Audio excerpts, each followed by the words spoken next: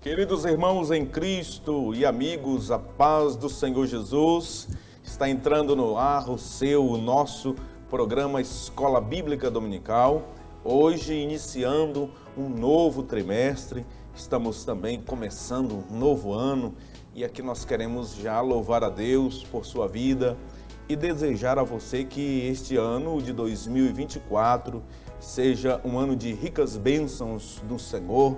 Você que é aluno da amada e querida Escola Bíblica Dominical, você que é professor, que Deus te abençoe, que seja um ano muito produtivo, que possamos crescer juntos na graça e no conhecimento da Santa Palavra de Deus.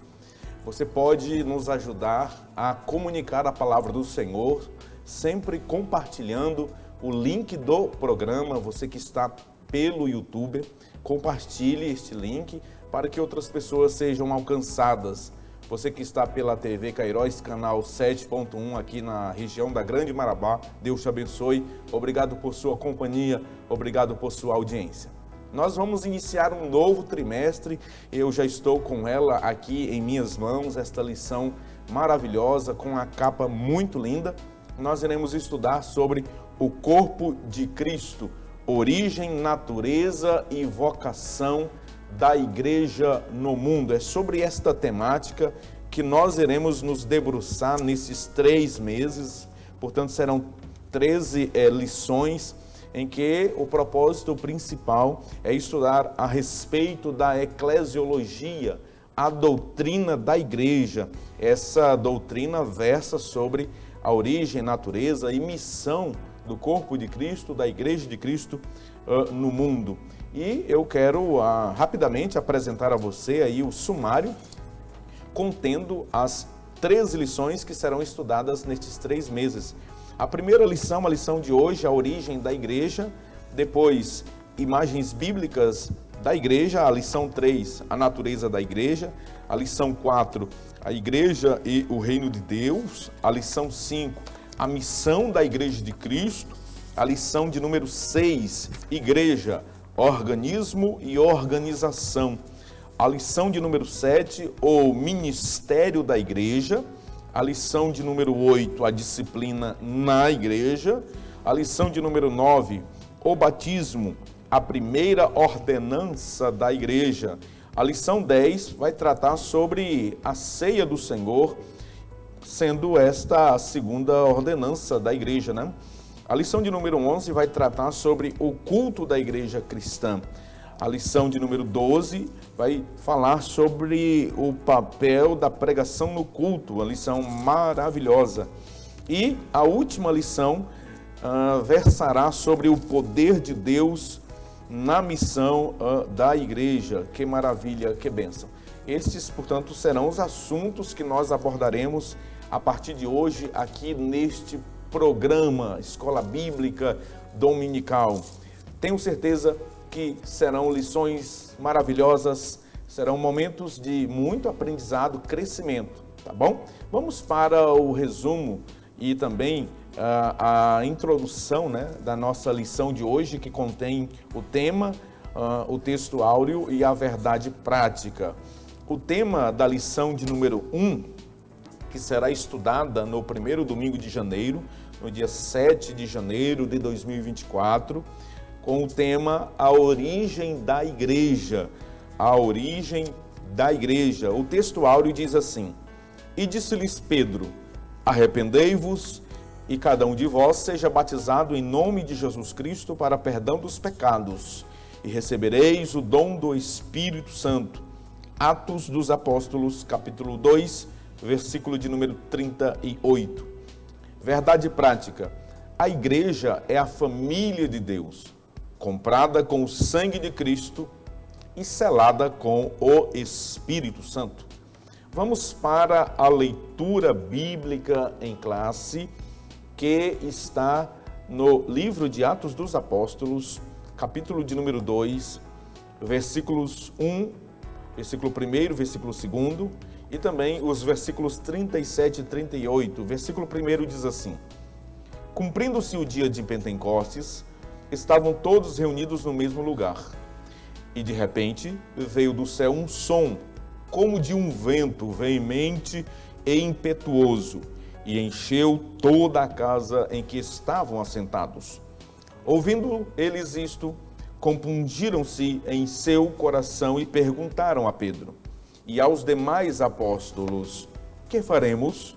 Varões, irmãos, e disse-lhes Pedro: arrependei-vos, e cada um de vós seja batizado em nome de Jesus Cristo para perdão dos pecados, e recebereis o dom do Espírito Santo. Vamos aos objetivos desta lição. A lição, ela nos apresenta 3 objetivos principais, que, em primeiro lugar, é descrever a trajetória do povo de Deus na Bíblia e na história. Em segundo lugar, apresentar a igreja como criação divina. E, em terceiro lugar, identificar a igreja como a comunidade dos salvos. Vamos agora para o slide que contém o resumo deste primeiro tópico da lição, que diz: o povo de Deus na Bíblia e na história. O povo de Deus na Bíblia e na história. O primeiro subtópico trata sobre o povo de Deus no Antigo Testamento. O segundo subtópico trata sobre o povo de Deus no Novo Testamento. E o terceiro, o povo de Deus na história. O comentarista desta maravilhosa lição é o pastor José Gonçalves. Ele é articulista, escritor, conferencista e comentarista de lições bíblicas da CPAD, da classe de adultos. É mestre em teologia pela Faculdade Batista do Paraná, é especialista em interpretação bíblica e também ele é formado pelo Seminário Batista de Teresina.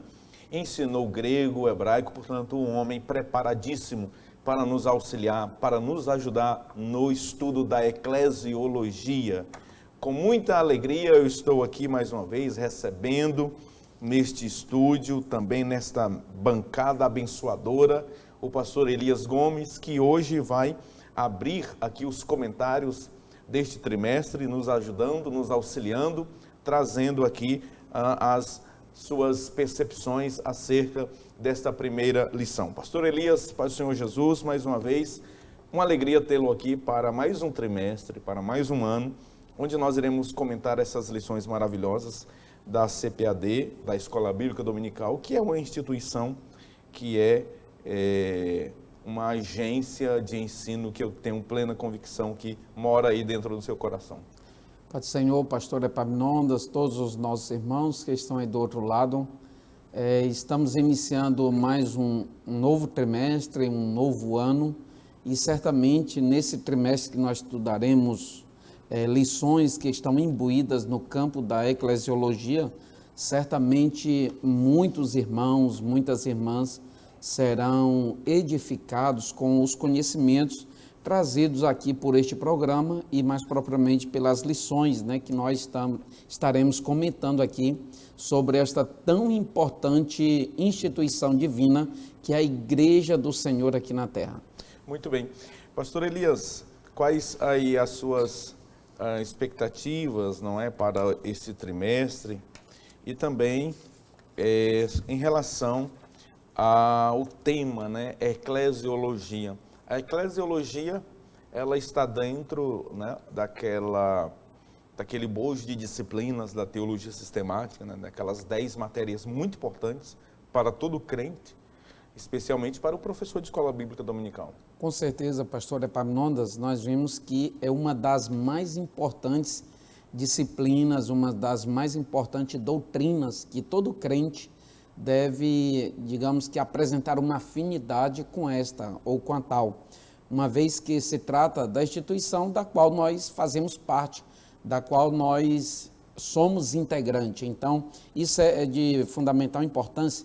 E neste tempo, onde os extremos, muitas das vezes, são lugares para os quais as pessoas migram, e no campo teológico também isso não é diferente. Há pessoas que espiritualizam em excesso a igreja ou essa instituição, e há outros que banalizam ao extremo e tornando a igreja ou tratando como uma espécie de clube social, uma associação de pessoas apenas e etc. Isso é muito perigoso, tanto um extremo quanto ao outro. Então, o propósito destas lições durante todo esse trimestre é trazer uma clareza à luz da Bíblia, o que de fato o Senhor pensa quanto à igreja, como Ele quer que nós tratemos e pensemos com relação à igreja, essa instituição tão importante. Então, nós veremos os conceitos, nós veremos o verdadeiro significado, sua relevância bíblico-doutrinária para a vida da própria igreja, esta que será tratada durante todo o trimestre. Maravilha. Desse modo, você, querido professor de escola bíblica dominical, que vai assumir a classe aí no domingo pela manhã para iniciar as ministrações sobre esta temática, eclesiologia, recomendamos a você o livro de apoio, né? O livro de apoio escrito pelo próprio autor da lição, o pastor José Gonçalves, e este livro ele contém subsídios que enriquecerão certamente a sua aula, tá bom? Recomendaria a você uma teologia sistemática, que você possa adquiri-la para, então, aprofundar aí os seus conhecimentos. Essa que está aqui, bem do meu ladinho, a teologia sistemática, editada, lançada pela CPAD, ela é organizada pelo Stanley M. Orton, onde nós temos as 10 principais doutrinas da fé cristã, bibliologia, doutrina da Bíblia, eclesiologia, doutrina da igreja, esta que vamos estudar, a soteriologia, doutrina da salvação, a cristologia, doutrina de Cristo, a paracletologia, doutrina do Espírito Santo, a teontologia, doutrina de Deus, a martiologia, angelologia, antropologia, escatologia bíblica. Essas matérias vocês encontram elas muito bem sistematizadas, organizadas nesta teologia sistemática, nesta obra maravilhosa que está aqui ao meu lado sendo apresentada. E também aquela editada pelo saudoso e querido pastor Antônio Gilberto, a teologia sistemática também pentecostal, não é? Essa aqui é numa perspectiva pentecostal e aquela editada pelo pastor Antônio Gilberto, ela é a teologia sistemática pentecostal. Muito bem, vamos para então, pastor Elias, começar. E na abertura do programa nós fizemos a leitura bíblica em classe, o textual e a verdade prática. E o autor, ele inicia com uma verdade prática, apresentando aqui uma verdade prática, onde nos remonta à Trindade, né? Onde ele diz, a igreja é a família de Deus, a igreja ela foi comprada com o sangue de Cristo e ela é selada com o Espírito Santo.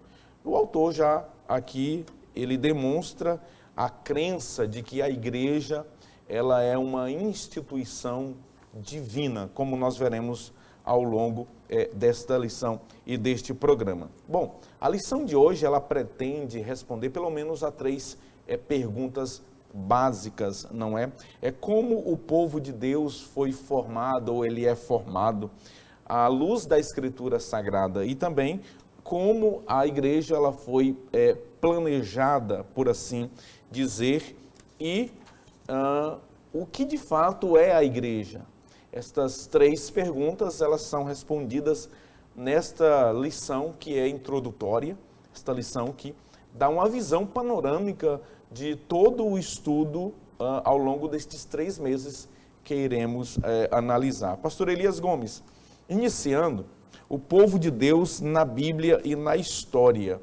Como que o autor, o pastor José Gonçalves, aqui também a Escritura Sagrada, nos apresenta o povo de Deus no Antigo Testamento, pastor Elias? Nós vemos, pastor Epaminondas, é claro que nós vamos estudar igreja ou sobre igreja, eclesiologia, e esse termo, ele é próprio, digamos assim, ele tem uma afinidade com o contexto neotestamentário, ou seja, se trata de um fator mais evidenciado no contexto do Novo Testamento, nessa dispensação. Todavia, nesse primeiro tópico, não está se falando do povo de Deus. E na antiga dispensação, ou sob as dependências do antigo pacto, Deus também tinha um povo, né? Este povo, é claro e evidente que a igreja, por mais que ela já fosse planejada, já estivesse na mente do Senhor desde a eternidade inicial, conforme nós podemos ver em Efésios capítulo 1, verso 4, que desde a fundação do mundo o Senhor nos elegeu, essa eleição coletiva, essa manifestação corporal, esse conjunto de membros, e nós vemos que o Senhor, ele já previa a igreja de antemão, por antecipação. Então, nós podemos dizer assim, se já existia, mas existia implicitamente, não existia de forma explícita. Mas havia um povo, digamos assim, que era chamado de povo de Deus, o povo de Israel, que não deixava de ser um povo do Senhor, conforme nós vemos lá em Levítico, no capítulo de número 20, pastor Epaminondas, no capítulo de número 11 também, nós vemos que o Senhor, no capítulo 20, verso 26, diz assim, e ser-me-eis santos, porque eu, o Senhor, sou santo, e separei-vos dos povos para serdes meus. Lá no verso 44 do capítulo de número 11 também, do mesmo livro de Levítico, o Senhor faz outra ênfase aqui com relação ao povo de Israel. E esse povo não era a igreja propriamente, esse povo era um povo de Deus e que, apesar de ser de Deus, não tinha uma abrangência étnica, digamos assim, cultural, não. Era um povo restrito culturalmente, eticamente falando ali, então não tinha essa abrangência como tem a conotação da igreja agora no contexto neotestamentário.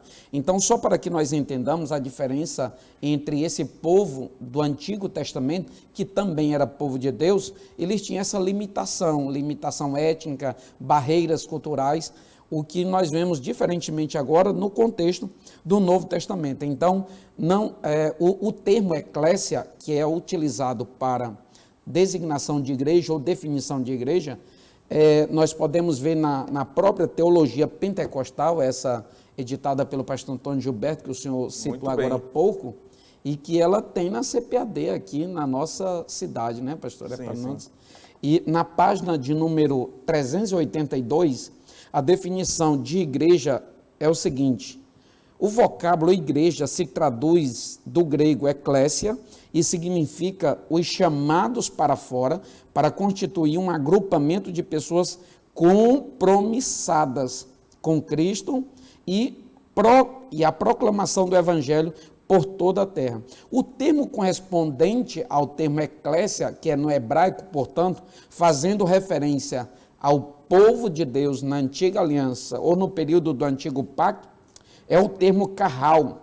E quando isso é citado, se reporta à congregação do povo de Israel, constituído para adorá-lo em meio às nações pagãs, aquilo que nós acabamos de ler no versículo de número 26 de Levítico capítulo 20, o Senhor queria que eles fossem separados. Mas ainda para fortalecer essa ideia de separação entre o povo de Deus na condição da antiga aliança ou do antigo pacto e igreja propriamente dita nessa nova aliança, nessa nova dispensação, a palavra igreja indica o propósito para o qual Deus estabeleceu esse projeto, não se reporta especificamente a esta ou aquela denominação, nem às suas estruturas em si mesma, mas ao povo de Deus espalhado sobre a face da terra em todas as épocas, desde o seu estabelecimento. Então, nós vemos que a igreja, ela é estabelecida, ela é constituída, ela é pensada desde o princípio, mas a sua execução, propriamente dita, do ponto de vista estereótipo, ela ocorre agora no Novo Testamento, onde o próprio Senhor Jesus, lá em Mateus capítulo de número 16, diz: sobre esta pedra eu edificarei a minha igreja e as portas do inferno não prevalecerão contra ela. Que bênção, maravilha. Inclusive essa palavra que é utilizada para congregação, para reunião ou ajuntamento de pessoas no Antigo Testamento, que o pastor Elias mencionou, o carral, essa expressão, esse termo, quando os tradutores da Septuaginta, eles fizeram a tradução, né, do Antigo Testamento para o grego, a língua grega, e a tradução ficou conhecida como Septuaginta, eles traduziram exatamente o termo kahal em muitas passagens, né, para eclésia.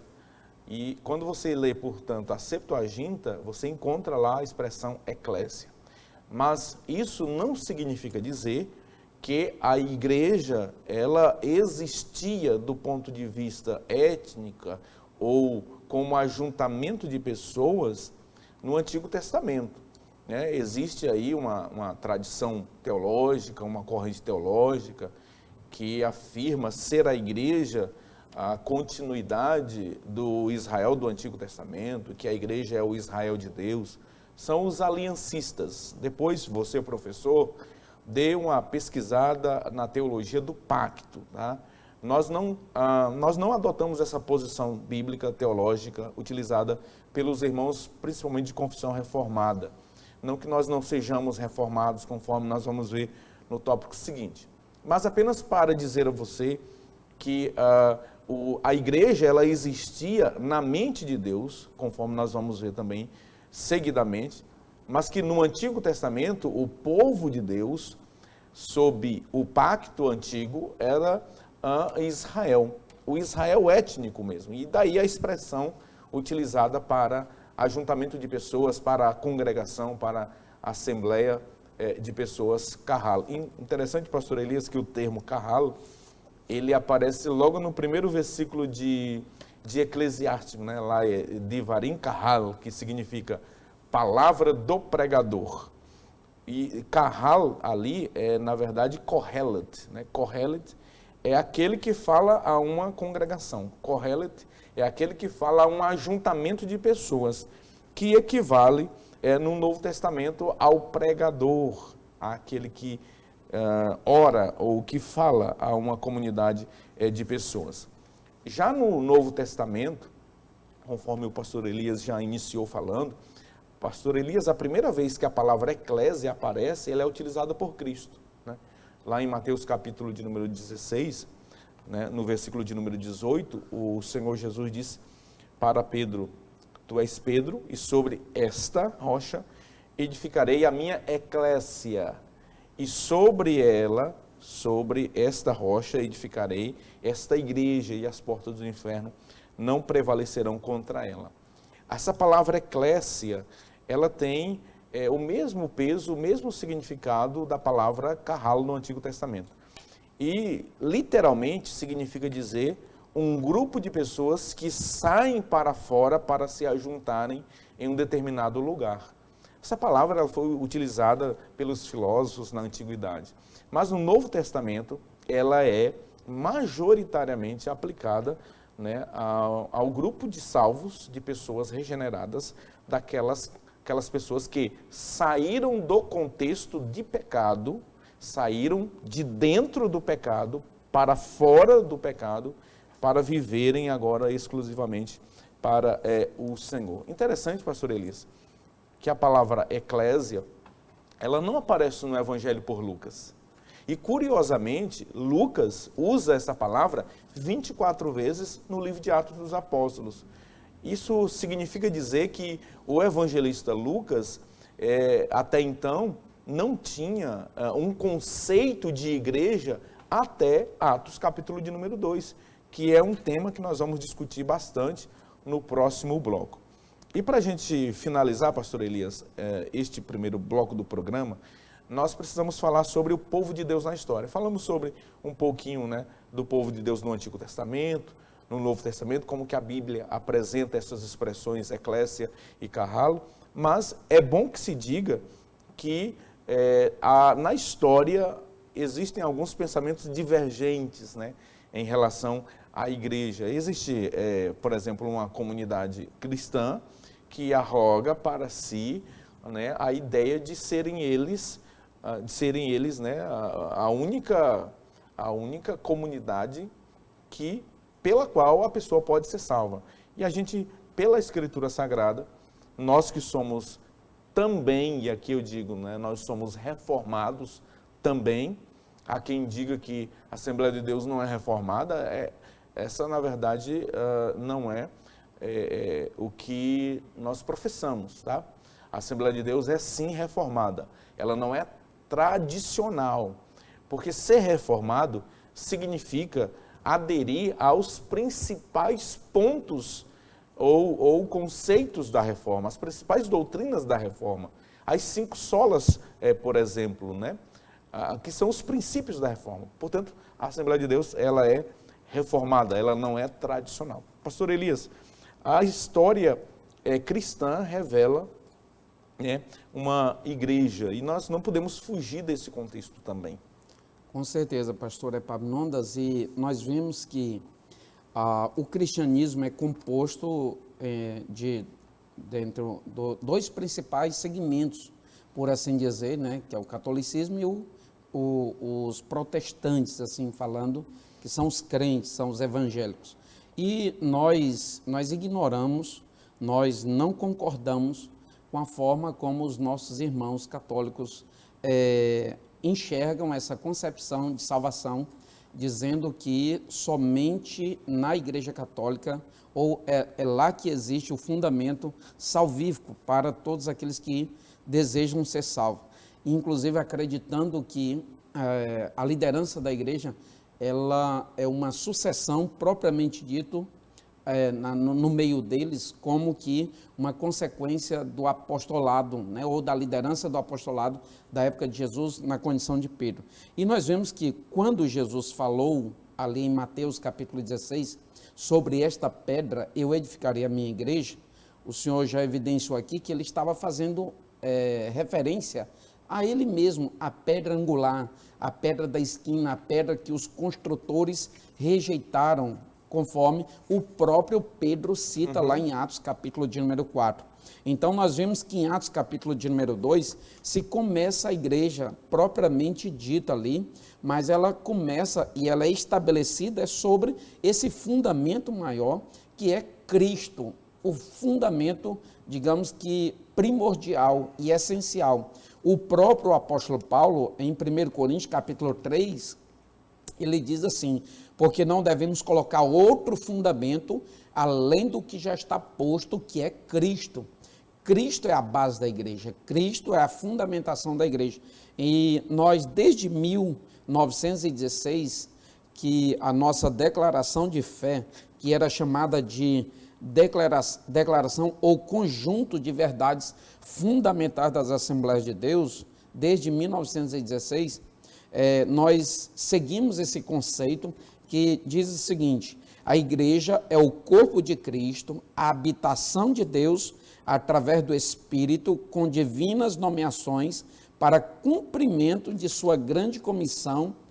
Cada crente nascido do Espírito é parte integrante da Assembleia Universal e da Igreja dos primogênitos que estão inscritos no céu, conforme o apóstolo Paulo muito enfatiza lá em Efésios, capítulo de número 4, capítulo de número 1, sobre essa manifestação do Espírito como um selo, como um distintivo daqueles que integram a igreja do Senhor enquanto uma assembleia, enquanto um ajuntamento de salvos, de pessoas regeneradas, nascidas de novo, para um propósito exclusivo designado pelo próprio Deus. Ou seja, a igreja ela não foi edificada em Pedro, mas na rocha inabalável, exatamente, que é Cristo Jesus. Nós vamos para o nosso primeiro intervalo, nosso primeiro bloco comercial, e depois voltaremos para a gente tratar sobre a igreja, mais uma vez, quando ela nasceu de fato,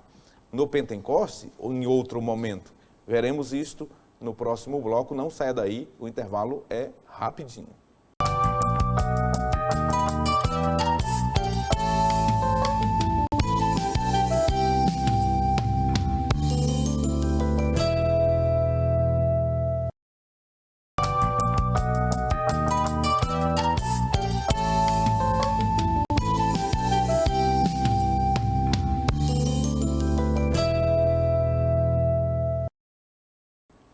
Estamos de volta com o programa Escola Bíblica Dominical. Você que está chegando agora, obrigado por sua companhia, por sua audiência sempre aqui conosco. Sua companhia é muito importante para a realização deste programa. Compartilhe o link do programa, você que está pela plataforma do YouTube, para que pessoas sejam abençoadas.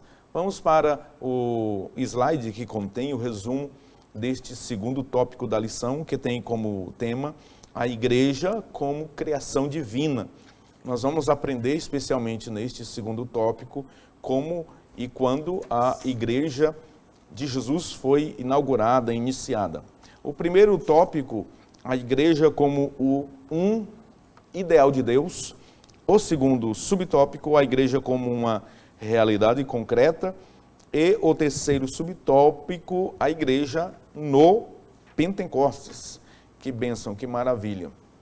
No bloco anterior, nós aprendemos que havia um povo no Antigo Pacto, na Antiga Aliança, no Antigo Testamento, que era Israel, mas que no Novo Testamento Deus erigiu, levantou, constituiu um novo povo, a igreja. Há uma distinção muito clara entre Israel, gentios e igreja. O apóstolo Paulo, na primeira carta que ele escreveu aos Coríntios, capítulo 10, versículo de número 32, ele enfatiza isso, que nós não podemos, de modo algum, ser escandalosos, nem para judeus, nem para gentios, nem tampouco para a igreja de Deus, fazendo uma clara distinção entre estes três povos. Mas que, neste tópico da lição, nós vamos aprender sobre a igreja como uma criação divina, a igreja como um ideal de Deus. Fica muito evidente pela Escritura Sagrada, pastor Elias Gomes, que a igreja ela já existia desde a fundação do mundo. Conforme Paulo escreveu aos Efésios, capítulo 1, versículo de número 4, ele diz, como também nos elegeu nele antes da fundação do mundo, para que fôssemos santos, irrepreensíveis, diante dele em amor. Há um texto em Apocalipse, capítulo de número 13, versículo de número 8, o apóstolo João nos diz que Cristo, o Cordeiro de Deus, foi morto desde a fundação do mundo. Isso fica muito claro que havia o ideal da igreja. Já havia o projeto, já havia o planejamento, né? Deus não foi pego de surpresa com a queda de Adão e Eva. Deus não foi pego de surpresa com a rejeição de Israel pelo Messias, né? Eles rejeitaram Cristo. Lá em João capítulo 1, Jesus, ele mesmo nos disse que veio para o que era seus, os seus não receberam, mas a tantos quantos o receberam, deu-lhes o poder de serem feitos filhos de Deus. Deus não foi pego de surpresa, havia um plano, a igreja já era um ideal na mente do Criador, na mente de Deus. E quando João diz que o Cordeiro de Deus foi morto desde a fundação do mundo, significa dizer que a morte de Cristo Jesus, ela era um plano eterno de Deus, que a morte de Cristo tem efeitos atemporais, que a morte de Cristo, ela contempla os que morreram antes no Antigo Testamento, os que viriam a morrer depois e viver depois. Portanto, observe que a morte de Jesus Cristo, ela tem efeitos retroativos. Sendo assim, havia, pastor Elias, uma idealização na mente, no coração de Deus, para então a constituição futura da igreja. E a igreja, pastor Elias, era um mistério no Antigo Testamento. E Paulo fala sobre isso, né? O texto está aqui, eu quero ler Efésios capítulo de número 3, versículo 3 a seguir, pela Almeida Revista Corrigida, diz assim: como foi este mistério manifesto pela revelação, como acima em pouco vos escrevi, pelo que, quando ledes, podeis perceber a minha compreensão do mistério de Cristo, o qual, noutros séculos, não foi manifestado aos filhos dos homens, como agora tem sido revelado pelo Espírito aos seus santos apóstolos e profetas. De que mistério Paulo está se referindo? Obviamente, Paulo está falando sobre a igreja, um mistério oculto no Antigo Testamento. A igreja existia na mente de Deus, a igreja era um projeto de Deus, a igreja era um plano de Deus, porém, ela não estava no Antigo Testamento, a igreja não era ali, por assim dizer, o Israel, conforme muitos querem espiritualizar estes textos. Deus tem um plano específico para Israel, inclusive promessas literais físicas para o Israel étnico. Deus tem planos para este povo. Por exemplo, Deus fez aliança com Abraão, uma aliança abraâmica. Essa aliança ela é incondicional, ela vai se cumprir. Há subalianças que nós chamamos, né? Aliança davídica, aliança palestínica. Essas alianças elas vão se cumprir e nós entendemos que elas se cumprirão no milênio. Mas vejam que a igreja, em que pese ela não tivesse ainda sido formada, constituída e, por assim dizer, inaugurada, como aconteceu em Atos, mas ela já existia, ela era um plano de Deus. O mistério que Paulo está tratando aqui é exatamente a igreja. E é Paulo que recebe, pastor Elias, essa maravilhosa revelação e ele destrincha. Paulo desmistifica, Paulo ele esclarece, Paulo traz a lume a revelação maravilhosa da eclesiologia, da doutrina da igreja. E aí, pastor Elias, a igreja passa a ser uma realidade concreta. Propriamente dita, né, pastor Epaminondas, nós vemos que o Senhor ele manifesta evidências iniciais desse mistério que estava oculto para o antigo povo, para o povo da antiga aliança, e o Senhor já falou aqui que ele veio para que eram os seus, mas os seus rejeitaram. Quando nós vemos lampejos assim que indicam a manifestação de um povo que o Senhor já previa por antecipação. Isaías capítulo de número 65, verso 1 diz assim: eu fui buscado pelos que não estavam, dos que não perguntavam por mim. Eu fui achado por aqueles que não me buscavam. A um povo que não se chamava do meu nome, eu disse: eis-me aqui. Então é como que o Senhor estivesse concedendo ali uma oportunidade, manifestando já indicativos daquilo que ele faria no seu projeto que foi pensado desde o princípio. E nós vemos que a igreja ela deixa de ser uma evidência histórica, digamos assim, ali da explicitação de Jesus em Mateus capítulo 16, e em Atos capítulo de número 2 começa agora a ser evidenciado com muita ênfase, com muita frequência, o termo eclésia, inclusive que o Senhor falou que, apesar de o escritor de Evangelho segundo Lucas e de Atos dos Apóstolos ser o mesmo, quando ele escreve as narrativas alusivas ao tempo em que se refere os escritos de Lucas, ele não cita eclésia, mas agora nas narrativas a partir de Atos dos Apóstolos, quando Jesus é assunto aos céus e a igreja ela é, digamos que fundada plenamente ali do ponto de vista prático, e aí então ela se torna uma realidade, se iniciando com Pentecoste, uma das marcas de consistência da igreja de Cristo, a igreja verdadeira.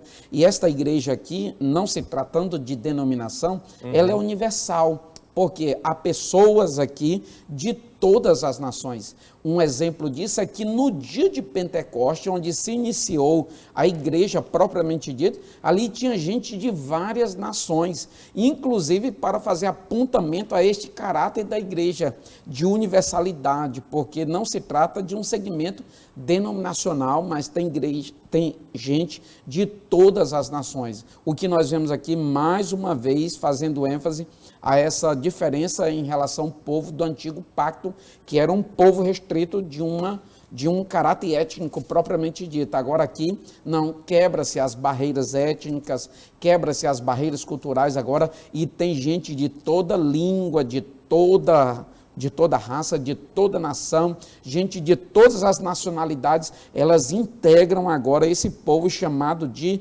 igreja. E interessante que nós vemos o profundo amor de Cristo pela igreja do Senhor, que segundo Atos capítulo 20, verso 28, foi comprada com o próprio sangue de Cristo. E esse derramamento de sangue, que foi o preço pelo qual o Senhor pagou pela igreja do Senhor, nós vemos que é reflexo do amor do Senhor, que está relatado no capítulo de número 5, verso de número 25. Vós, maridos, amai vossa mulher, como também Cristo amou a igreja e a si mesmo se entregou por ela. Então, é um ato glorioso, o ato de Jesus em função da igreja, e é um reflexo do amor tão grandioso por este projeto macro, esse projeto glorioso e divino que foi a iniciação da própria igreja dele. Bênção. Então, pastor Elias, nós podemos concluir este segundo tópico afirmando com clareza, sem titubear, sem sombra de dúvidas, que a igreja, ela só existia na mente de Deus, no coração de Deus, não é? E que ela passou, né, as suas atividades, a exercer as suas atividades no Pentecostes. É no Pentecostes que a igreja propriamente, nós podemos dizer assim, é inaugurada. É como um arquiteto que planeja, que elabora um projeto arquitetônico, um edifício, não é? O projeto nasceu na mente dele, ali, né, tem origem, e aí ele coloca no papel. Mas somente com as edificações, com as construções, é que esse projeto ganha forma, por assim dizer, né? Por exemplo, uma empresa, antes dela ser inaugurada, necessariamente ela precisa ter ali os trâmites contábeis, jurídicos, ela precisa existir no mundo jurídico como um CNPJ, mas ela é inaugurada, né, naquele dia em que há ali aquela cerimônia oficialmente de inauguração. A igreja, portanto, nós temos que deixar isso muito claro, ela teve a sua inauguração em Atos capítulo 2. Antes de Atos, a igreja ela existia no coração de Deus como plano, né, como propósito de Deus, como um mistério, mas até Atos capítulo de número 2, nós temos essa percepção, certo? É bom que se diga que, apesar de o próprio Cristo, né, fazer menção da igreja em Mateus capítulo 16, mas observe que o verbo lá apresenta uma proposta futura, edificarei. Né?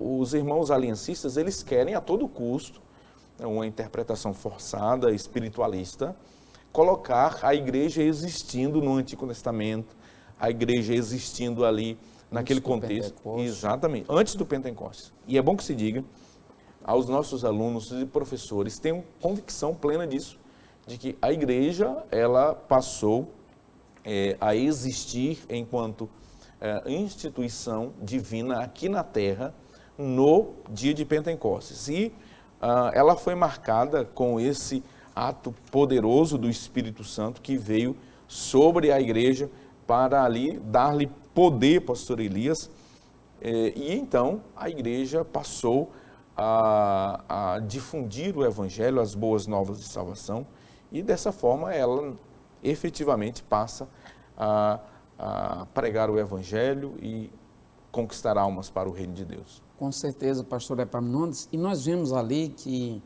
há um início de uma concretização daquilo que por várias vezes o Senhor falara em situações diferentes, inclusive sobre esse poder que ele daria para a igreja de realizar prodígios, maravilhas. Ali começa propriamente o crescimento e a expansão da igreja do Senhor. Por vezes nós vemos Lucas citando nas narrativas de Atos dos Apóstolos, que apesar de ser doutrinário é também narrativo, nós vemos que por vezes ele escrevendo o seguinte: e acrescentava o Senhor na igreja dele, acrescentava todos os dias o Senhor o número daqueles que seriam salvos, acrescentava. Então, Todos o tempo você vê ali a palavra de Deus crescendo na igreja, o número da membresia crescendo na igreja, nós vemos a comunhão sendo evidenciada na igreja e nós vemos a verdadeira presença do Espírito Santo como o selo maior ali na igreja. Então, de fato, o Pentecostes foi a inauguração muito evidente e clara à luz das Escrituras da Igreja do Senhor. E talvez alguém possa estar se perguntando, mas se a prioridade de Deus hoje é tratar com a igreja e Israel, o que será de Israel? Veja, Atos dos Apóstolos, capítulo 15, versículo de número 13, para aqueles que dizem que o dispensacionalismo é algo recente, o primeiro dispensacionalista foi Tiago, o pastor da igreja, em Atos capítulo de número 15. Olha o que ele diz.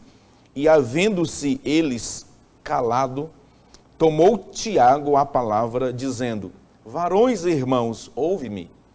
Simão relatou como, primeiramente, Deus visitou os gentios para tomar deles um povo para o seu nome. Olha, tomar dos gentios. Aqui a gente já percebe dois povos. Nós já percebemos dois povos. Tomar dos gentios um povo. Ou seja, a partir dos gentios, fazer um povo. E ele diz, para o seu nome. E com isto concordam as palavras dos profetas, como está escrito. Depois disto o quê? Depois de concluir o número daqueles que serão salvos para este povo que foi tomado dos gentios.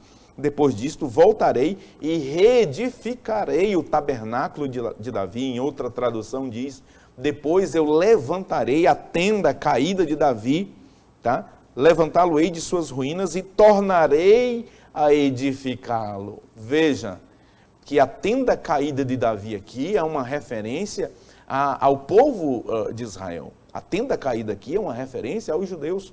Veja que quando terminar a era da igreja, que é essa que estamos vivendo, quando se completar o número daqueles que serão salvos, portanto, a plenitude dos gentios, que Paulo falou lá em Romanos, capítulo de número 11, versículo de número 25, Deus vai reerguer, Deus vai levantar novamente a tenda caída de Davi.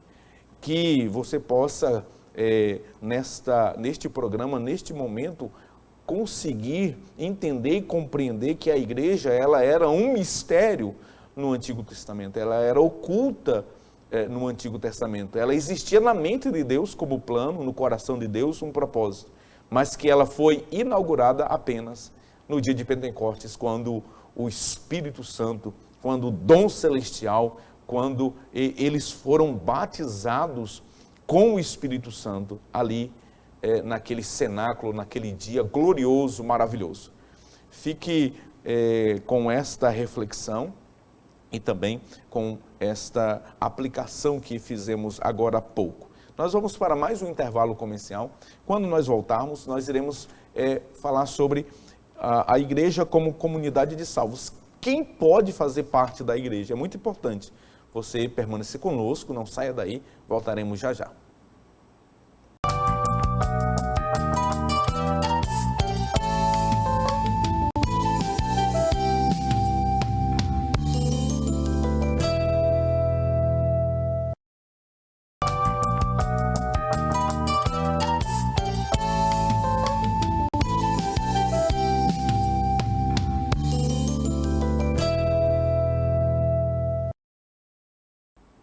Voltamos para encerrarmos esta maravilhosa lição, a primeira do trimestre, estudando hoje sobre a origem da igreja, a natureza da igreja, como ela foi formada e qual é a razão de ser da igreja. Nós vamos agora para o slide que contém também o resumo deste terceiro tópico, cujo assunto é a igreja como a comunidade dos salvos. Aqui, o autor, o pastor José Gonçalves, que, diga-se de passagens, escreveu muito bem esta lição, muito bem escrita, vai dar muitos frutos para a glória de Deus este trimestre, assim como o anterior.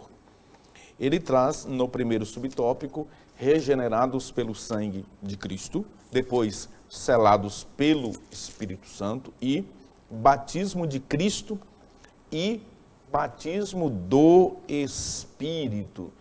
Bênção de Deus, maravilha.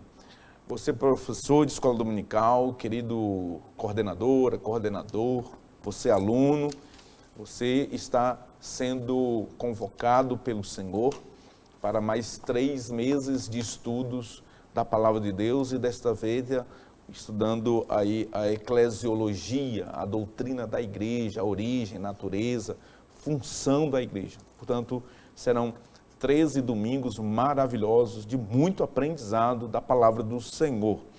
Pastor Elias Gomes, quem são aqueles que podem fazer parte, né, da igreja? O autor traz aqui, regenerados pelo sangue de Cristo. No Antigo Testamento nós tínhamos um ajuntamento de pessoas, uma congregação de pessoas.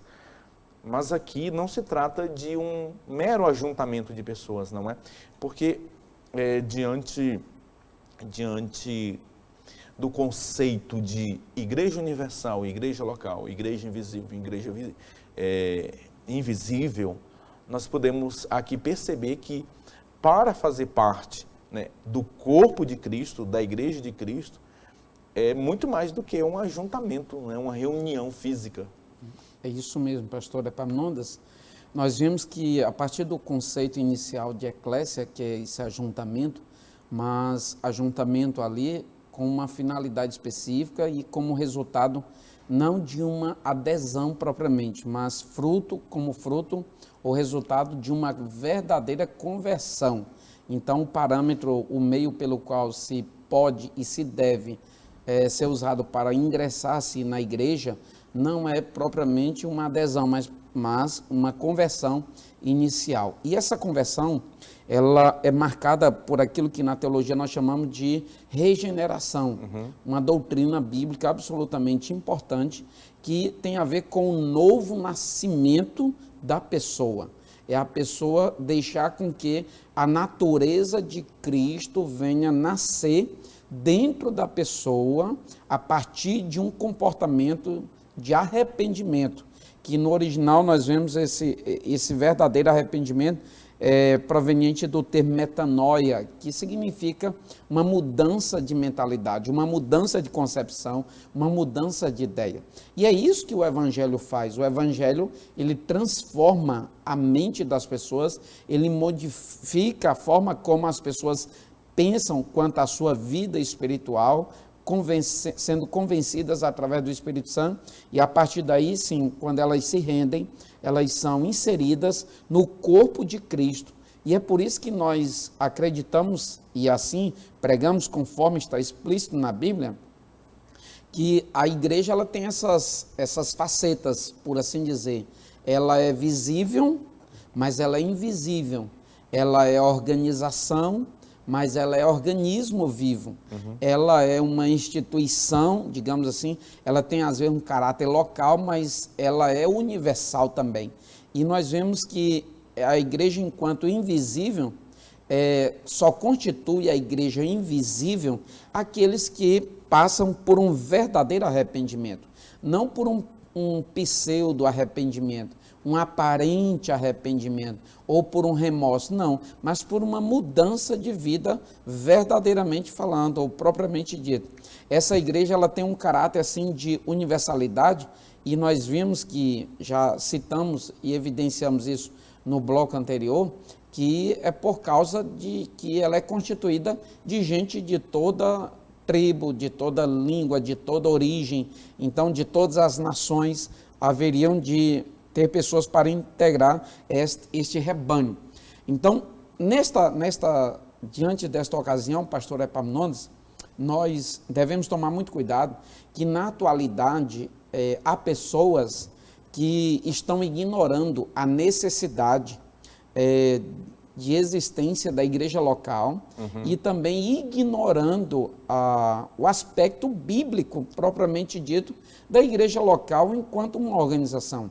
A igreja ela é invisível, já falamos, mas a igreja também ela tem uma representação no mundo visível, no mundo palpável, porque o próprio Senhor deixou estabelecido na sua palavra. Até mesmo o escritor aos Hebreus escreveu, não deixando a vossa congregação como é costume de alguns. Então, 1 Coríntios capítulo 12, tem uma comparação muito clara, que inclusive está na capa da revista desse trimestre, que é a igreja enquanto corpo de Cristo. E nós vemos que corpo aqui é um aspecto, a manifestação, aliás, de um aspecto um aspecto coletivo, onde há uma junção de membros, onde há uma coletividade de membros. E nós, em particular, nós somos membro. Nós, em particular, não somos igreja. A igreja é o conjunto de membros. Há pessoas alegando que ele ou ela é a igreja. Portanto, assim, não precisa ir até a congregação, não precisa se interagir com os demais que constituem a igreja local. Isso é muito perigoso. Pessoas que muitas das vezes fazem isso como um reflexo de falta de submissão, pessoas que não querem se subordinar à liderança, pessoas que não querem se submeter às diretrizes, ao governo da igreja que o próprio Senhor estabeleceu. Dizem que o pastor delas, aliás, é o próprio Cristo, entre outras alegações, para fugir da igreja enquanto organização, enquanto uma igreja visível. E nós sabemos que a igreja é sim um aglomerado de pessoas, mas aquele aglomerado não é um mero aglomerado de pessoas, não é uma mera junção de pessoas. São pessoas que estão ali orientadas biblicamente, direcionadas pelo Espírito e estão ali como resultado das ações de Deus na vida delas. Portanto, não é um mero ajuntamento de pessoas, mas sim é fruto de pessoas moldadas pelo poder de Deus e transformada pelo poder da palavra do Senhor. É muito importante isso que o pastor Elias acabou de pontuar, até para libertar pessoas que estão presas em concepções equivocadas.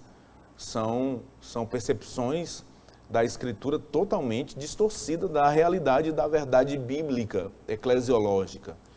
Uma pessoa única, ela jamais poderia ser a igreja, porque uma igreja que tem como símbolo o corpo, né, e não é à toa que nós vamos estudar o corpo de Cristo, um corpo ele é formado pela cabeça e os demais membros. E nessa metáfora maravilhosa que Paulo utilizou aos Coríntios no capítulo de número 12 da primeira carta aos Coríntios, Jesus ele é o cabeça da igreja. Uma pessoa que diz, eu sou igreja, não, minha irmã, meu irmão, você não é igreja. Você é parte deste corpo, você é um membro deste corpo. Para que você, então, faça parte da igreja, para que você faça parte do corpo, você precisa necessariamente estar no corpo, com o corpo.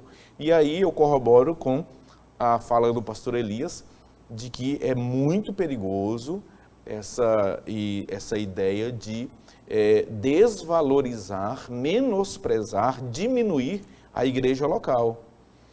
É muito importante que você compreenda que a igreja, para se fazer parte da igreja invisível, a rigor, via de regra, necessariamente, a pessoa, quem faz parte da igreja invisível, necessariamente, ou a rigor, ela tem que fazer parte de uma igreja visível.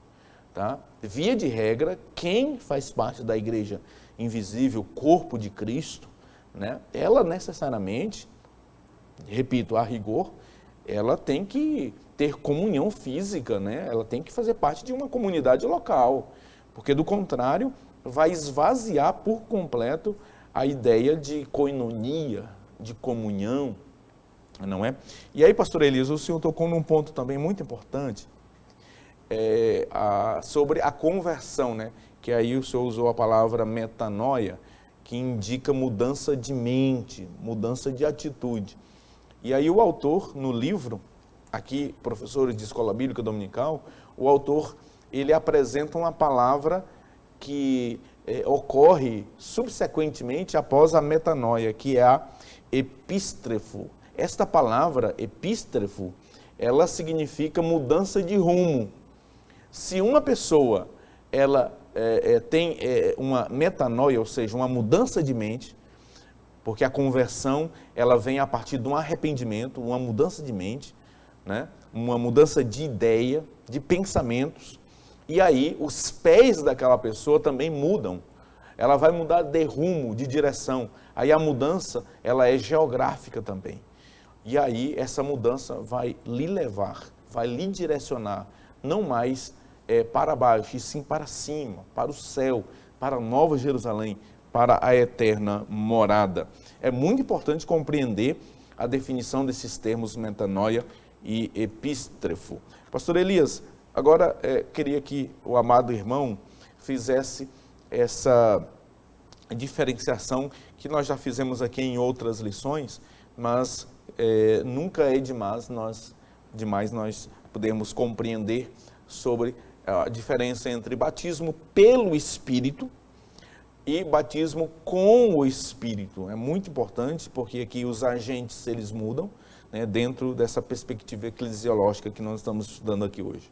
Muito bem, pastor Epaminondas, e só confirmando, corroborando um pouco com aquilo que o senhor falou, que a rigor é necessário que alguém que esteja na igreja invisível necessariamente está ou deve fazer parte da igreja visível, sabendo que há pessoas que fazem parte da igreja visível e não necessariamente não fazem parte da igreja invisível, mas quem se diz fazer parte da igreja invisível é impossível que não faça parte da igreja local, né, da igreja visível.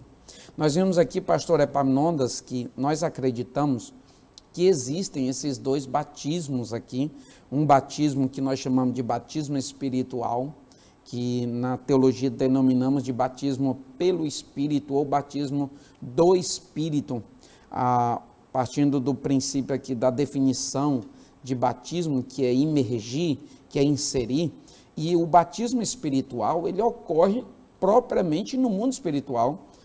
O apóstolo Paulo, quando fala isso em 1 Coríntios capítulo 12, verso 13, um só batismo ali, ele está falando do batismo espiritual, ele está falando do que acontece no mundo espiritual quando alguém reage positivamente ao chamado de Cristo, aceitando Jesus como Salvador, como aqueles que aceitaram Jesus lá no dia de Pentecostes, quando Pedro pregou a palavra de Deus e milhares de pessoas aceitaram Jesus.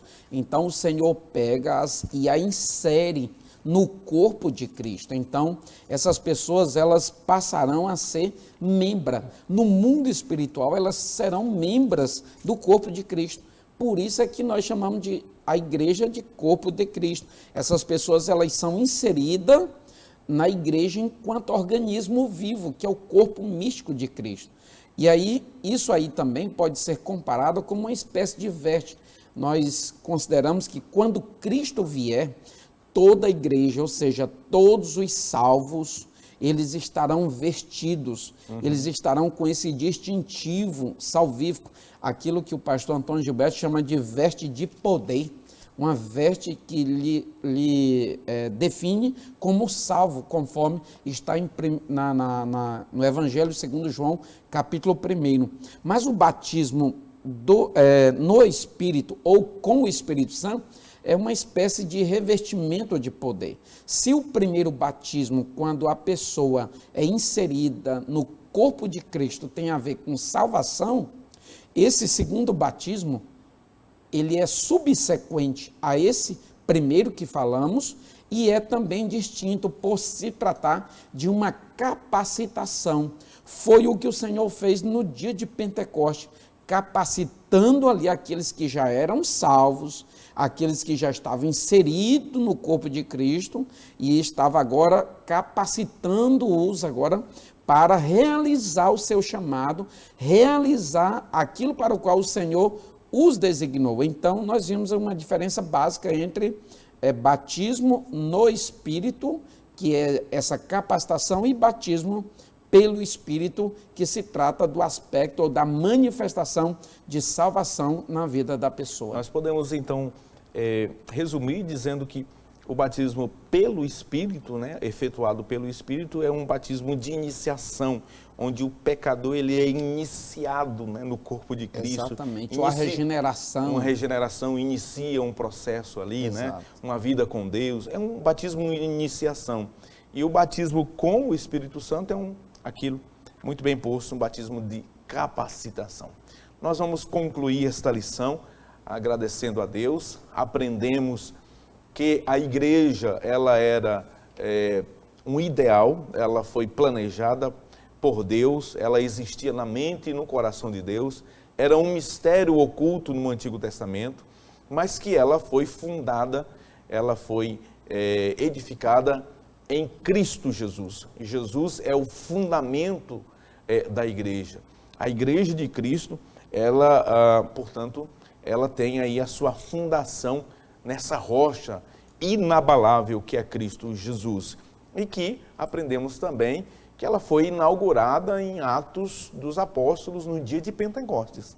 Ali, publicamente, podemos assim dizer, publicamente, oficialmente, a igreja, ela então iniciou as suas atividades. A dispensação da igreja, ela teve início e ela vai concluir no arrebatamento da igreja. Portanto, que Deus te abençoe, que Deus te guarde, que você possa estar presente na escola bíblica dominical, na sua congregação, com o seu professor, com a sua professora, junto ao seu pastor, em comunidade, em igreja local, né, fazendo exatamente, cumprindo aquilo que nós ensinamos aqui sobre a importância do congregar, sobre a importância da comunidade local, da igreja local, para juntos nós crescermos em comunhão.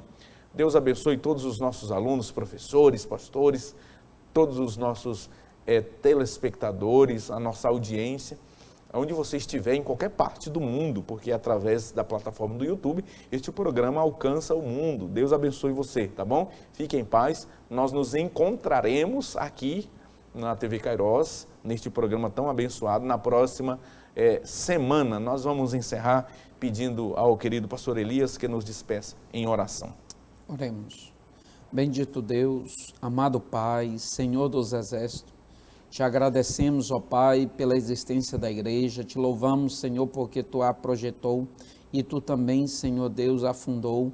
Pai eterno, Senhor bendito, nós te glorificamos pela vida de cada um dos Teus filhos que agora estão nos assistindo, todas as suas famílias, ó Pai, que todos sejam plena e profundamente abençoados por Ti, através da Tua palavra. Senhor, edifica as vidas, ó Pai, transforma os corações, modifica o entendimento, ó Pai Santo, que tem sido equivocado, aquilo que está errado. Em o nome de Jesus, manifesta o Teu cuidado, o Teu favor e o Teu sustento. Nós te suplicamos e te agradecemos em o nome de Jesus, o Nazareno.